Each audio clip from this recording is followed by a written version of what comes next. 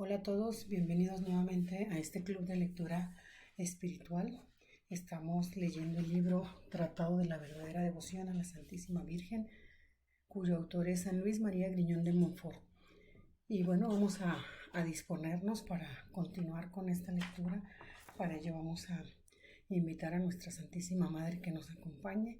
Decimos: Dios te salve María, llena eres de gracia, el Señor es contigo.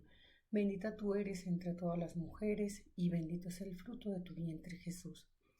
Santa María, Madre de Dios, ruega por nosotros pecadores, ahora y en la hora de nuestra muerte. Amén.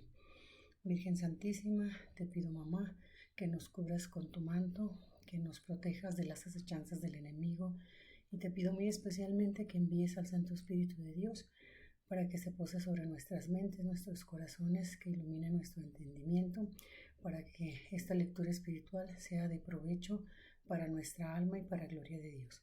Te lo pido en el nombre del Padre, del Hijo y del Espíritu Santo. Amén. Muy bien, pues vamos a continuar con la lectura. Comentábamos en el episodio pasado que este libro cuenta de una introducción, que fue la que leímos en el episodio anterior, y hoy vamos a iniciar con la primera parte de 3 grandes partes que contiene este libro. La primera parte se llama María en la historia de la salvación. Tiene una sección llamada Necesidad del culto a María.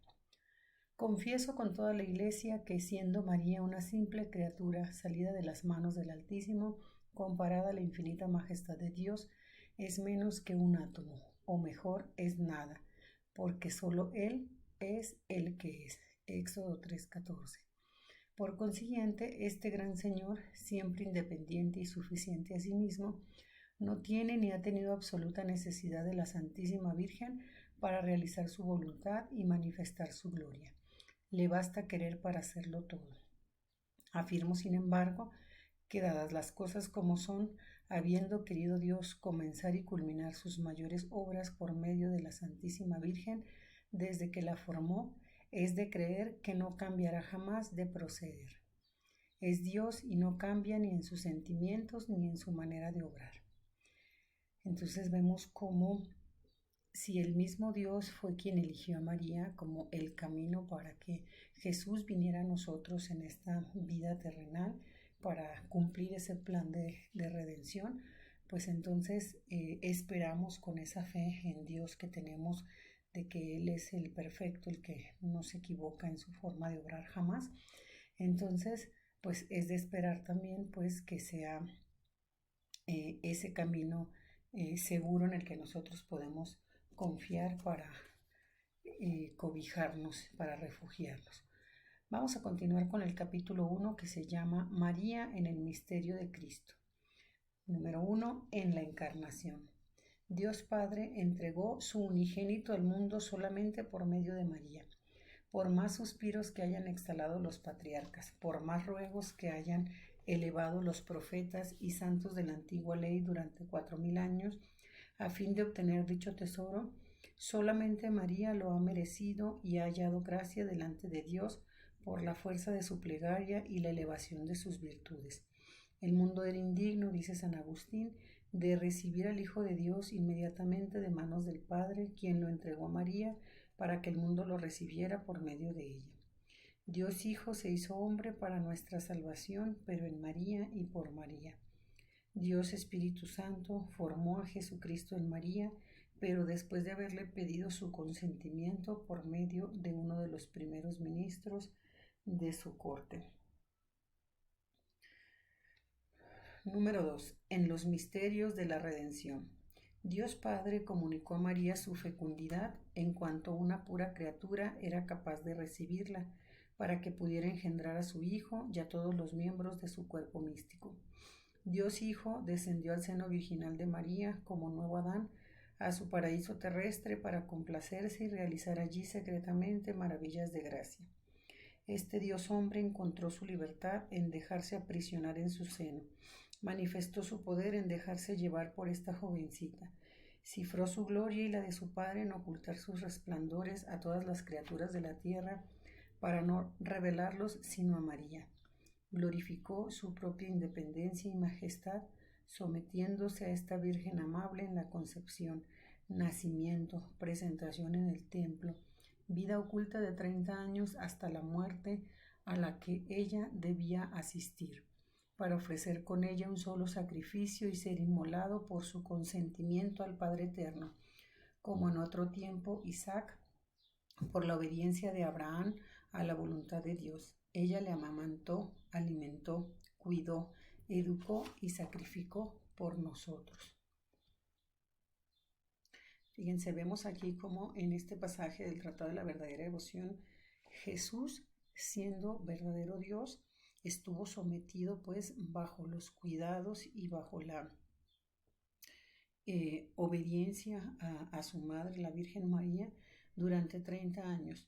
¿Qué nos quiere decir esto? Pues que si Jesús, siendo Dios mismo, no tuvo algún temor de que María fuera a obrar de manera, digamos, incorrecta o contraria a la voluntad del Padre, nosotros con mucha mayor razón debemos confiar pues en ese proceder de la Virgen María, porque si el mismo Dios confía en ella al modo de nombrarla administradora de todas las gracias, es porque tiene la plena confianza de que ella nunca va a hacer nada contrario a la voluntad del Padre.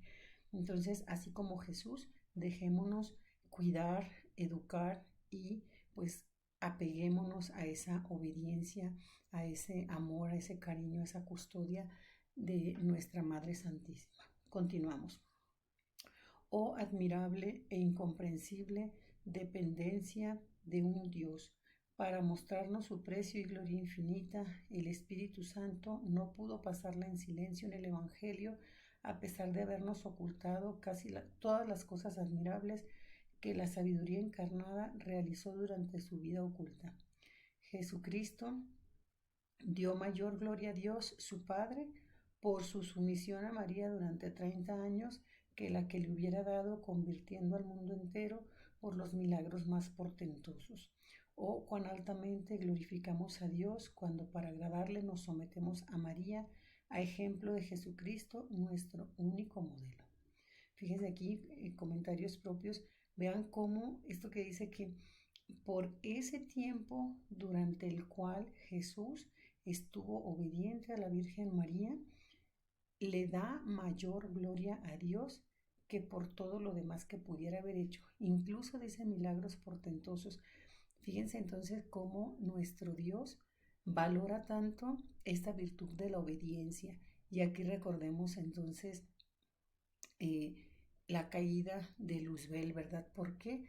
Pues porque su soberbia lo llevó a la desobediencia, a no querer someterse a la voluntad de Dios, mientras que Jesús mismo, siendo Dios Hijo, Él nos muestra cómo esa virtud de la obediencia es tan agradable a Dios Padre.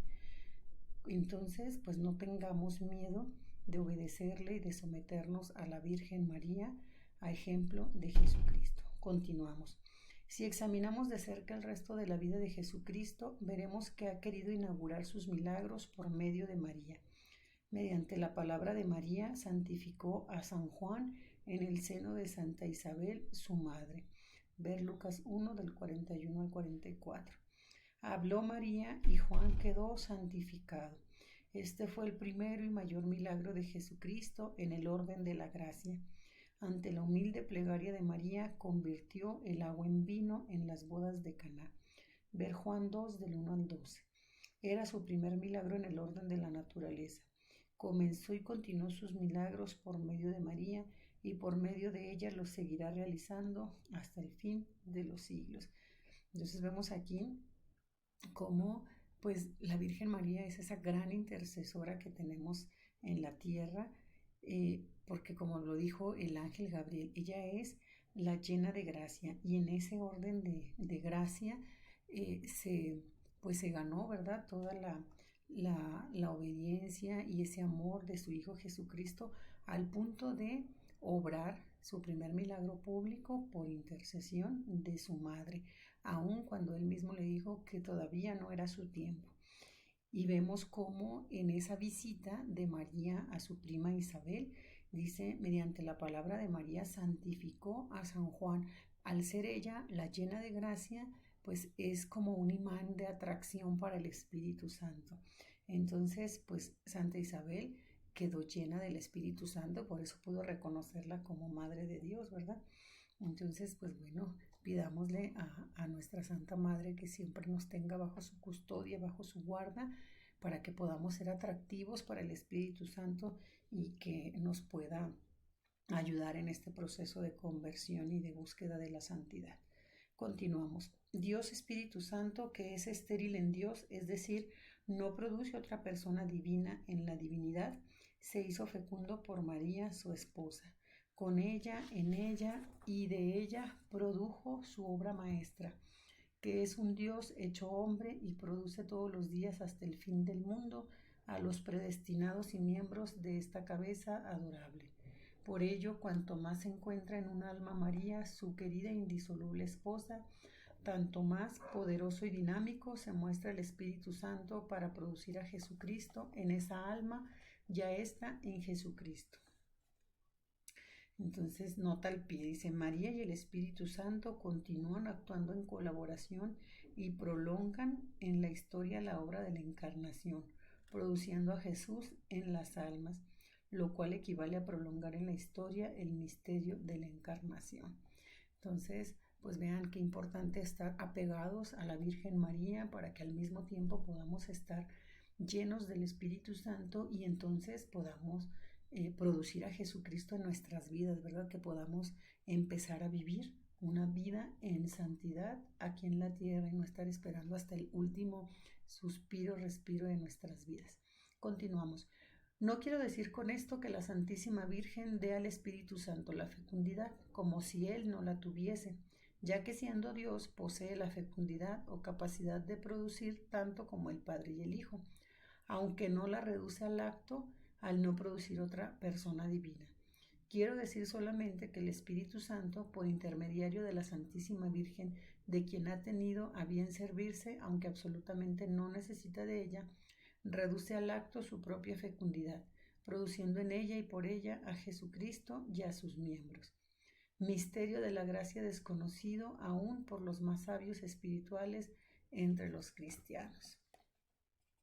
Es decir, pues por alguna razón nuestro Dios quiso valerse de ella, ¿verdad? Aunque no la necesitaba, pues Él así lo quiso. Entonces debemos confiar en la voluntad de Dios. Continuamos, capítulo 2, María en el misterio de la Iglesia. La forma en que procedieron las tres divinas personas de la Santísima Trinidad en la encarnación y primera venida de Jesucristo la prosiguen todos los días, de manera invisible en la Santa Iglesia, y la mantendrán hasta el fin de los siglos en la segunda venida de Jesucristo. Número 1. Misión de María en el pueblo de Dios. Subtítulo: Colaboradora de Dios. Dios Padre creó un depósito de todas las aguas y lo llamó mar. Creó un depósito de todas las gracias y lo llamó María. Fíjense, por eso es que la Virgen María le dice el ángel Gabriel que es la llena de gracia, ¿verdad? Porque Dios la llamó María y creó, dice en él, el depósito de todas las gracias. Por eso ella es la administradora de todas las gracias. Continuamos.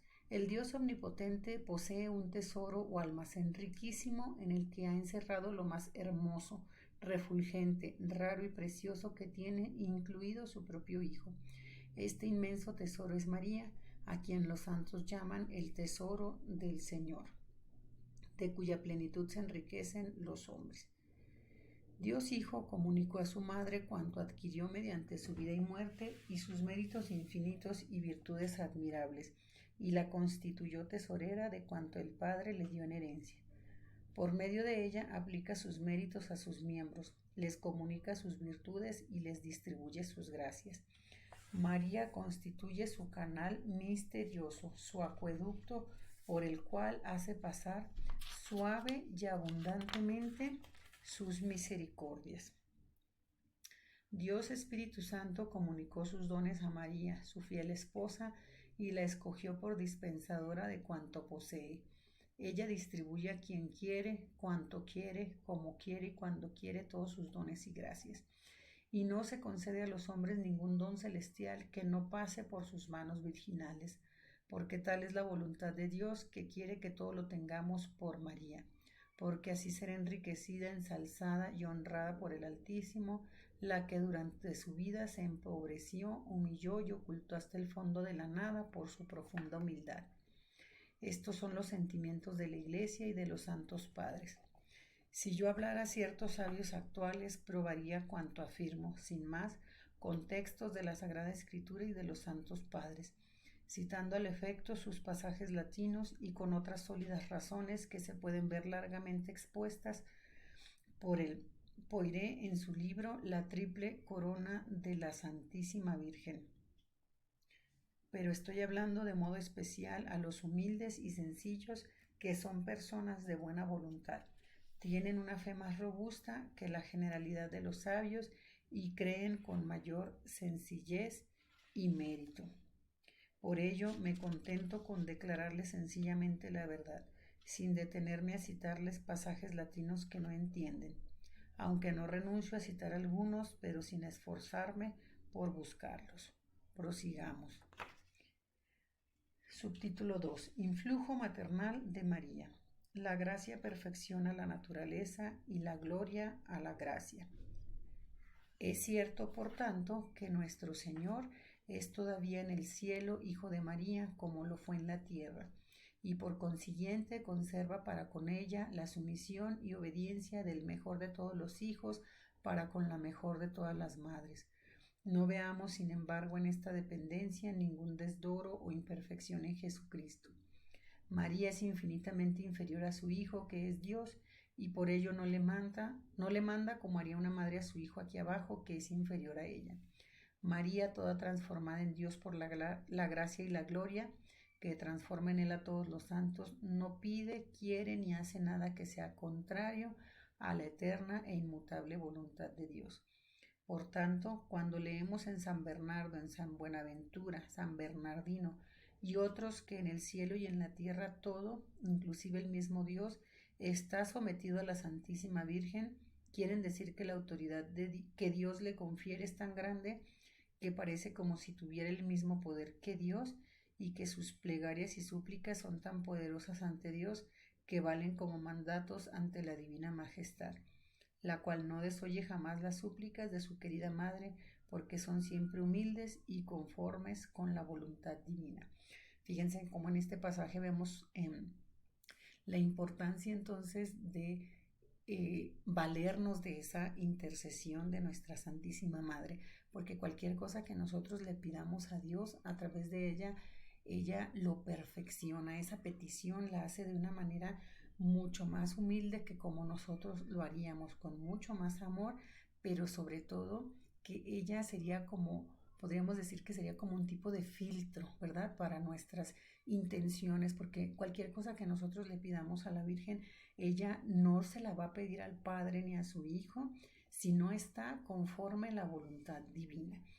Entonces, pues bueno, confiemos, ¿verdad? Confiemos en esa humildad de la Virgen María para hacer esas súplicas o peticiones por nosotros al Padre.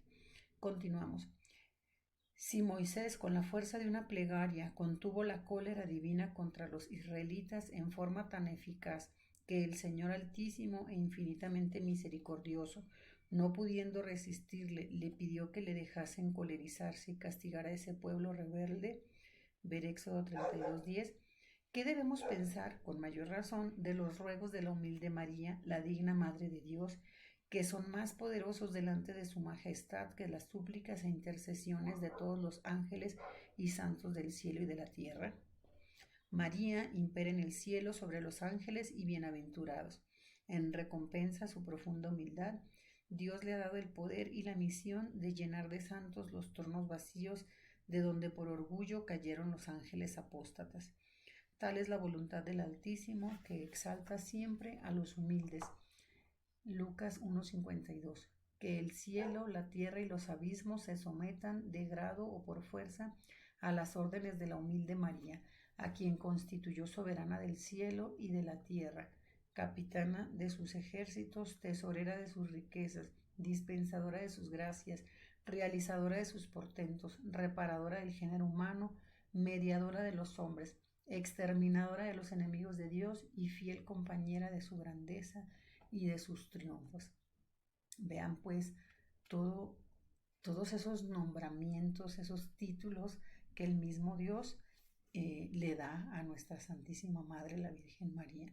Entonces, pues confiemos, ¿verdad? Confiemos en que Dios no le daría esos permisos, esos títulos a cualquiera. Por algo la escogió a ella desde la eternidad como la madre de su hijo. Muy bien, continuamos. Subtítulo 3. Señal de fe auténtica. Dios Padre quiere formarse hijos por medio de María hasta la consumación del mundo y le dice: pon tu morada en Jacob, es decir, fija tu morada y residencia en mis hijos y predestinados, simbolizados por Jacob, y no en los hijos del demonio, los réprobos, simbolizados por Esaú. Así como en la generación natural y corporal concurren el Padre y la Madre, también en la generación sobrenatural y espiritual hay un Padre que es Dios y una Madre que es María. Todos los verdaderos hijos de Dios y predestinados tienen a Dios por Padre y a María por Madre. Y quien no tenga a María por Madre tampoco tiene a Dios por Padre. Ver Romanos 8 del 25 al 30. Por eso los réprobos, tales los herejes, cismáticos, etcétera, que odian o miran con desprecio e indiferencia a la Santísima Virgen, no tienen a Dios por Padre, aunque se jacten de ello, porque no tienen a María por Madre, que si la tuviesen por tal, la amarían y honrarían como un hijo bueno y verdadero. Ama y honra naturalmente a la Madre que le dio la vida. La señal más infalible y segura para distinguir a un hereje, a un hombre de perversa doctrina, a un réprobo de un predestinado, es que el hereje y réprobo no tienen sino desprecio o indiferencia para con la Santísima Virgen, cuyo culto y amor procuran disminuir con sus palabras y ejemplos, abierta u ocultamente, y a veces con pretextos aparentemente válidos. Ay, Dios Padre no ha dicho a María que establezca en ellos su morada, porque son los Esaús. Entonces, pues vean qué importante es darle su lugar a la Virgen María como lo que es, como nuestra madre, como la madre de Dios, porque como dice aquí San Luis María Griñón de Montfort, si no la tenemos a ella por madre, entonces no tenemos a Dios por padre. Continuamos. Subtítulo 4. María, Madre de la Iglesia. Dios Hijo quiere formarse por medio de María y, por decirlo así, encarnarse todos los días en los misterios de su cuerpo místico, y le dice: entra en la heredad de Israel. Como si le dijera: Dios, mi Padre, me ha dado en herencia a todas las naciones de la tierra, todos los hombres buenos y malos, predestinados y réprobos. Regiré a los primeros con cetro de oro, a los segundos con vara de hierro. De los primeros seré padre y abogado, de los segundos justo vengador, de todos seré juez. Tú, en cambio, querida madre mía, tendrás por heredad y posesión solamente a los predestinados, simbolizados en Israel como buena madre suya. Tú los darás a luz, los alimentarás y harás crecer, y como su soberana los guiarás, gobernarás y defenderás. Pues claro, ¿verdad? Porque si la Virgen dio a luz a Jesús, que es la cabeza de la iglesia, pues ella misma tiene que dar a luz al cuerpo de esa iglesia que somos nosotros. Continuamos. Uno por uno todos han nacido en ella. Ver Salmo 87. Dice el Espíritu Santo: según la explicación de algunos padres, un primer hombre nacido de María es el hombre Dios Jesucristo. El segundo es un hombre, Hijo de Dios y de María por adopción. Ahora bien, si Jesucristo, cabeza de la humanidad, ha nacido de ella, los predestinados, que son los miembros de esta cabeza, deben también, por consecuencia necesaria, nacer de ella. Ninguna madre da a luz a la cabeza sin los miembros, ni los miembros sin la cabeza. De lo contrario, aquello sería un monstruo de la naturaleza. Del mismo modo, en el orden de la gracia, la cabeza y los miembros nacen de la misma madre, y si un miembro del cuerpo místico de Jesucristo, es decir, un predestinado, naciese de una madre que no sea María, la que engendró a la cabeza, no sería un predestinado ni miembro de Jesucristo, sino un monstruo en el orden de la gracia. Jesucristo es hoy, como siempre, fruto de María. El cielo y la tierra lo repiten millares de veces cada día. Y bendito es el fruto de tu vientre, Jesús. Es indudable, por tanto, que Jesucristo es tan verdaderamente fruto y obra de María, para cada hombre en particular que lo posee, como para todo el mundo en general. De modo que si algún fiel tiene a Jesucristo formado en su corazón, puede decir con osadía: gracias mil a María, lo que poseo es obra y fruto suyo, y sin ella no lo tendría. Y se pueden aplicar a María con mayor razón de la que tenía San Pablo para aplicárselas a sí mismo estas palabras: hijos míos, otra vez me causan dolores de parto hasta que Cristo tome forma en ustedes. Nota al pie: dice, es verdadera madre de los miembros de Cristo por haber cooperado con amor a que naciesen en la Iglesia los fieles que son miembros de aquella cabeza. Continuamos. Todos los días doy a luz a los hijos de Dios hasta que se asemejen a Jesucristo, mi Hijo. Ver Gálatas 4:19. En madurez perfecta. Ver Efesios 4:13. San Agustín, excediéndose a sí mismo y a cuanto acabo de decir, afirma que todos los predestinados para asemejarse realmente al Hijo de Dios, ver Romanos 8:29, están ocultos mientras viven en este mundo en el seno de la Santísima Virgen, donde esta bondadosa Madre los protege, alimenta, mantiene y hace crecer, hasta que les dé la luz para la gloria después de la muerte, que es, a decir verdad, el día de su nacimiento, como llama la Iglesia a la muerte de los justos. Oh misterio de la gracia, desconocido de los réprobos y poco conocido de los predestinados. Bueno, pues vamos a terminar aquí por hoy.